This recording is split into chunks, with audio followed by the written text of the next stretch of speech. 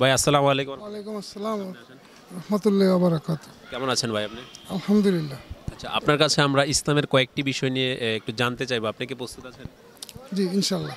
আপনি কি নিজ থেকে এই প্রোগ্রামে অংশগ্রহণ করছেন, না আপনাকে জোরাজোরি করে অথবা আটকিয়ে করা হচ্ছে?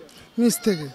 না, এই প্রশ্নটা এই কারণে করলাম, অনেকে আমাদেরকে কমেন্টস করে যে আমরা মানুষকে লজ্জা দেওয়ার জন্য এভাবে নিয়ে আসি। হ্যাঁ, আমরা কি এই উদ্দেশ্যে আপনাকে নিয়ে আসছি? না না।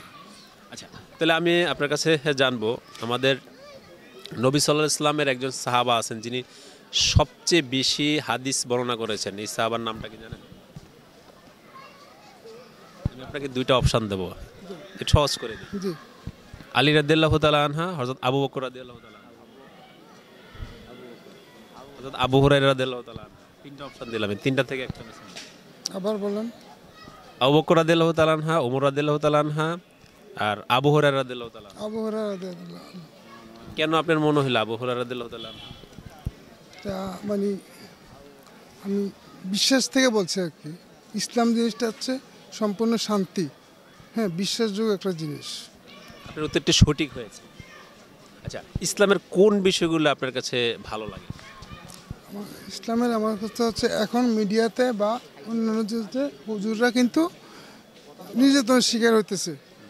হ্যাঁ, মাদ্রাসায় যারা আছে, প্রিন্সিপাল আছে, ওনার সাথে কলিগরা আছে, হ্যাঁ, ওনারা অনেক কিছুর শিকার হচ্ছে।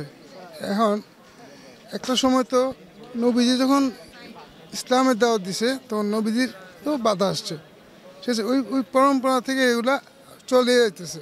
এখন কিছু কিছু মানুষ ইসলামটারে ভাগ করে নিয়ে মানুষের ভিতরে একটু দ্বিধাদ্বন্দ্ব হইতেছে, কিন্তু যেটা ওইটা ধর্মগ্রন্থ একই একই, কিন্তু আমার আমার আপনার কথার কারণে জিনিসটা অন্যভাবে চলে যেতেছে। আপনি কোনটার পক্ষে? আমার কথা হচ্ছে দিনের দাওয়াত। হ্যাঁ, হযরত মুহাম্মদ সাল্লাল্লাহু আলাইহি ওয়াসাল্লাম আমাদেরকে বলে গেছে, উনি থাকতেও কয়ে গেছে ইসলাম প্রচারের জন্য। এখন বিভিন্ন ইয়েতে বৃহস্পতিবারে মার্কাজ আছে, হ্যাঁ, কুমিল্লাতে দুটো মার্কাজ আছে, একটা হচ্ছে রেসকোর্স, আর একটা হচ্ছে দিঘির পাড়ের এদিকে, ঠিক আছে, ওগুলো হচ্ছে তাবলিগের মার্কাজ। যেমন এই যে ঢাকা একটা তাবলিগের মার্কাজ আছে, ওই দিক থেকে লোক সেট করে দেয় আর কি।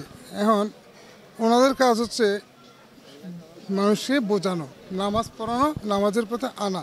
মার্কাজ বলতে আপনি দুইটা বুঝাইছেন, কুমিল্লা কি আর মার্কাজ নেই? মার্কাজ আমার জানা মতো রেসকোর্স একটা, তাবলিগের মার্কাজ আর কি, আর একটা হচ্ছে যে ইয়েতে দিঘির পার ওইদিকে আর কি। আপনি কি কোন বক্তার ওয়াজ শুনেন বর্তমানে? আমি আমি ওয়াজ শুনি না। ইসলামের এই বিষয়গুলো আপনি কিভাবে জানছেন, পড়ে না? এটা জানছি আমাদের গার্ডিয়ানের কাছ থেকে শুনছি, বুঝছি। ওনারা যখন আলাপ আলোচনা করছে ওই জিনিসগুলো ফলো করছি। পুরোপুরি তো করতে পারি নাই, যেটুক নিজের ভিতরে নিয়ে নেওয়ার চেষ্টা করছি। ওকে, আপনাকে অসংখ্য ধন্যবাদ। আচ্ছা।